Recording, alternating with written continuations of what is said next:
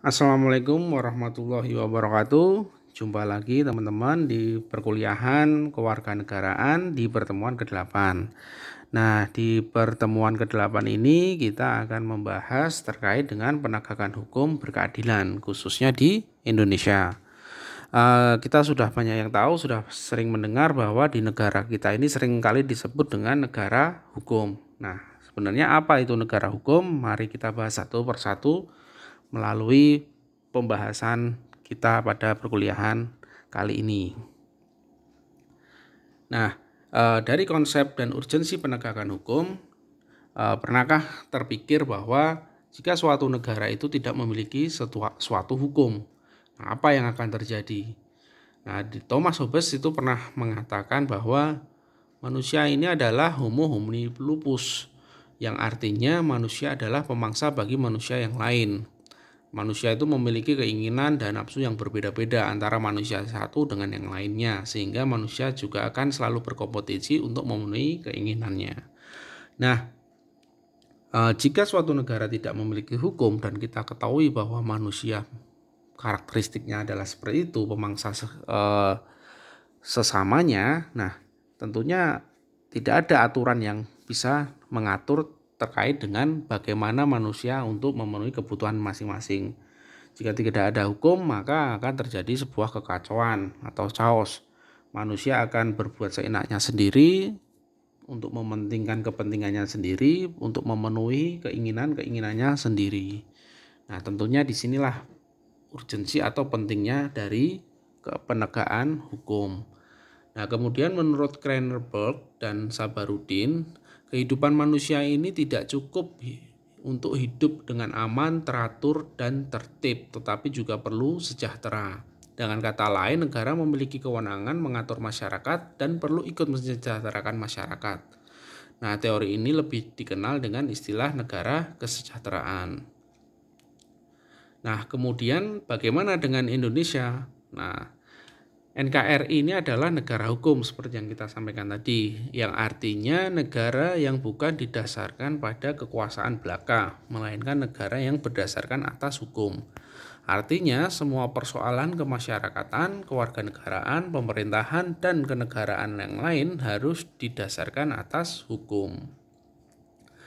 Nah, dari bunyi alinea keempat pada pembukaan Undang-Undang Dasar Negara Republik Indonesia tahun 45, nah, ini dapat diidentifikasi dan memiliki indikator yang sama dengan teori Krenenberg tadi, di mana teori tersebut adalah kesejahteraan negara. Maka di alinea keempat pembukaan Undang-Undang Dasar Negara Republik Indonesia tahun 45, nah, nilai-nilai itu juga terkandung. Yang pertama, melindungi segenap bangsa Indonesia dan seluruh tumpah darah Indonesia, memajukan kesejahteraan umum, mencerdaskan kehidupan bangsa, dan ikut melaksanakan ketertiban dunia yang berdasarkan kemerdekaan, perdamaian abadi, dan keadilan sosial. Maka penegakan hukum di Indonesia ini adalah guna memberi perlindungan terhadap warga negara serta menjaga ketertiban masyarakat itu sendiri, yang dimana pasal-pasalnya juga telah diatur di dalam UUD tahun 45.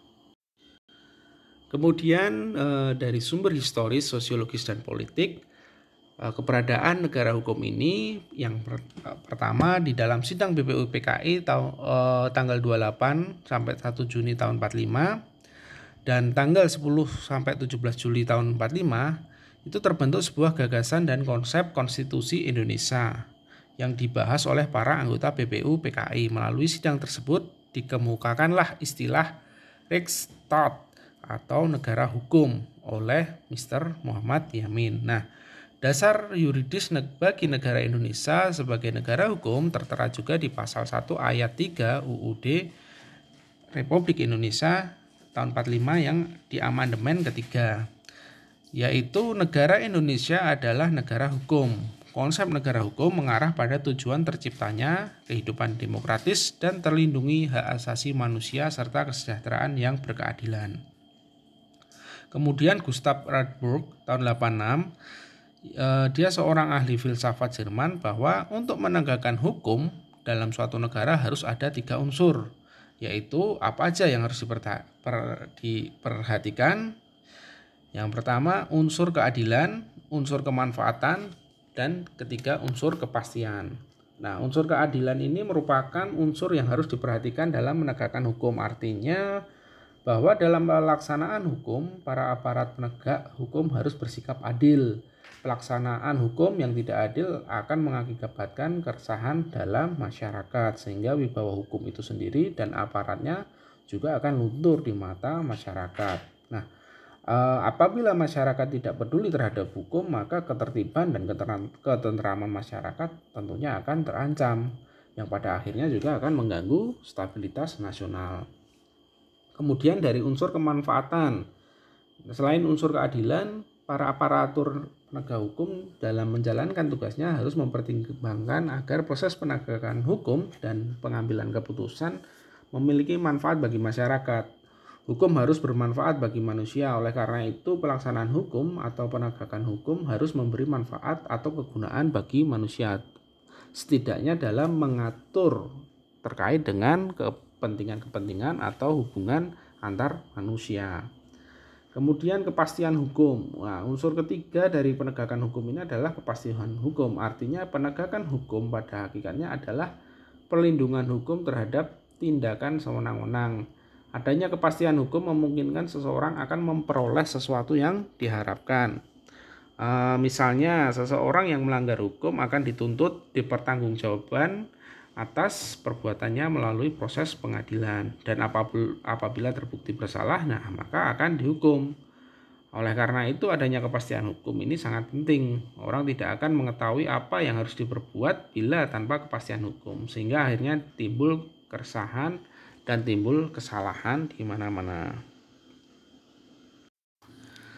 Nah, kemudian bagaimana penegakan hukum berkeadilan di Indonesia? Nah, sistem hukum nasional yang berlandaskan pada Pancasila dan Undang-Undang RI tahun 45 mencakup beberapa sektor. Nah, yang pertama adalah sektor materi hukum. Nah, apa saja sih sektor materi hukum? Nah, sektor materi hukum ini memuat peraturan-peraturan yang mengatur kepentingan hubungan yang berupa perintah maupun larangan. Misal yang tertera di dalam KUHP atau KUHPER, Kitab Undang Hukum Pidana dan Kitab Undang Hukum Perdata. Kemudian sektor aparatur penegak hukum. Hukum bisa berjalan jika ada aparaturnya, yaitu antara lain kalau di Indonesia ada kepolisian yang berfungsi sebagai lembaga penyidik, kemudian ada kejaksaan yang fungsi utamanya adalah sebagai lembaga penuntut, kemudian kehakiman yang berfungsi sebagai lembaga pemutus atau pengadilan, dan lembaga penasehat atau pemberi bantuan hukum atau yang biasa kita kenal LBH, lembaga bantuan hukum. Nah, kemudian sektor sarana dan prasarana hukum memuat sarana maupun fasilitas dalam penunjang aparatur penegak hukum dan proses penegakan hukum. Aparatur tentunya tidak akan berjalan jika tidak diberikan sebuah tempat atau wadah. Nah, kaitannya adalah di dalam sektor sarana dan prasarana hukum. Nah, kemudian selanjutnya penegakan hukum berkeadilan di Indonesia.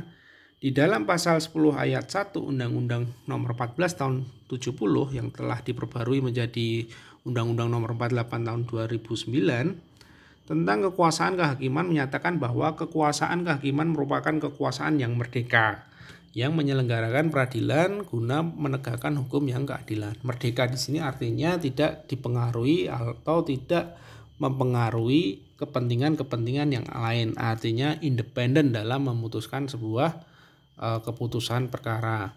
Nah, kekuasaan kehakiman dilaksanakan oleh badan pengadilan dalam 4 lingkungan, yaitu 1. Peradilan umum, peradilan agama, peradilan militer, dan peradilan tata usaha negara. Apa itu peradilan umum? Peradilan umum adalah salah satu pelaksanaan kekuasaan kehakiman bagi rakyat yang mencari keadilan pada umumnya. Rakyat pada umumnya apabila melakukan suatu pelanggaran atau kejahatan yang menurut peraturan dapat dihukum akan diadili dalam lingkungan peradilan umum. Untuk menyelesaikan perkara-perkara yang termasuk wewenang peradilan umum, maka akan digunakanlah atau beberapa tingkatan atau badan pengadilan itu sendiri. Kemudian peradilan agama. Apa itu peradilan agama? Di peradilan agama tentunya terkait dengan beberapa keperluan-keperluan atau kepentingan yang kaitannya dengan perkara-perkara misalnya di bidang perkawinan, warisan, wasiat, hibah yang dilakukan berdasarkan hukum Islam.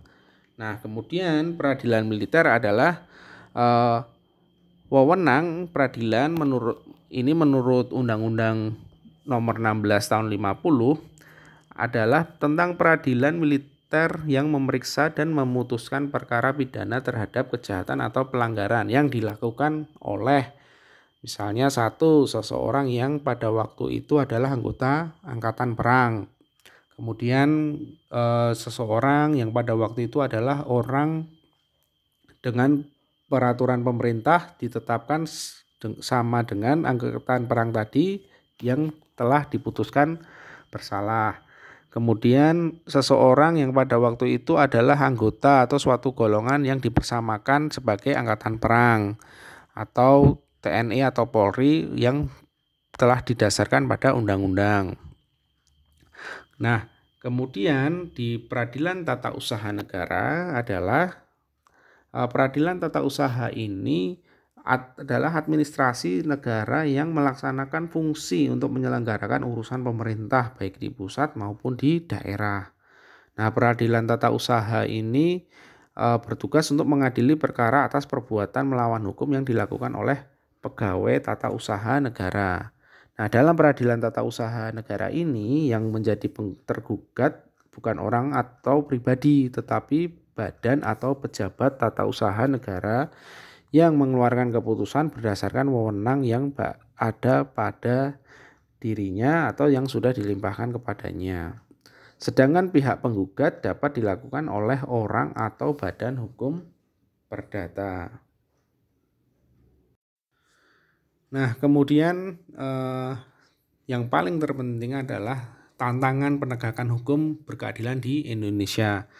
Kemarin teman-teman sempat mendapatkan tugas kaitannya dengan bagaimana penegakan hukum di Indonesia atau penegakan hukum yang berkeadilan. Nah, itulah tantangan-tantangan kita yang menjadi pertanyaan-pertanyaan kalian. Nah, penegakan hukum ini bertujuan untuk mewujudkan peraturan hukum demi terciptanya ketertiban dan keadilan masyarakat. Nah, apa yang tertera di dalam peraturan hukum, baik itu pasal-pasal hukum material, seyogyanya dapat terwujud dalam proses pelaksanaan dan penegakan hukum di masyarakat. Namun persoalannya di kita adalah penegakan hukum di Indonesia dipandang masih lemah. Nah, dalam beberapa kasus masyarakat dihadapkan pada ketidakpastian hukum. Kemudian rasa keadilan masyarakatan pun belum sesuai dengan harapan. Bahkan yang meresahkan adalah aparat penegakan hukum itu sendiri seringkali tajam ke bawah tapi tumpul ke atas. Artinya keadilan masih dirasa kurang di mata masyarakat. Nah, apabila hal ini terjadi terus-menerus, bahkan telah terjadi sesuatu yang dibenarkan atau kebiasaan, maka tidak menutup kemungkinan akan terjadi revolusi hukum. Oleh karena itu, tantangan yang dihadapi oleh bangsa Indonesia saat ini adalah menghadapi persoalan penegakan hukum di tengah pelanggaran hukum di segala strata kehidupan masyarakat. Tentunya kita sebagai insan muda yang berintelektual, kita perlu juga kaitannya melek hukum agar kita juga dapat melaksanakan hukum itu secara berkeadilan dan sesuai dengan porsinya. Baik, itu saja penjelasan singkat tentang penegakan hukum berkeadilan di Indonesia. Pasti tentunya masih banyak kekurangan dan kalau ada pertanyaan silahkan disampaikan. Kalau ada tanggapan atau pendapat juga silahkan disampaikan. Demikian, terima kasih. Wassalamualaikum warahmatullahi wabarakatuh.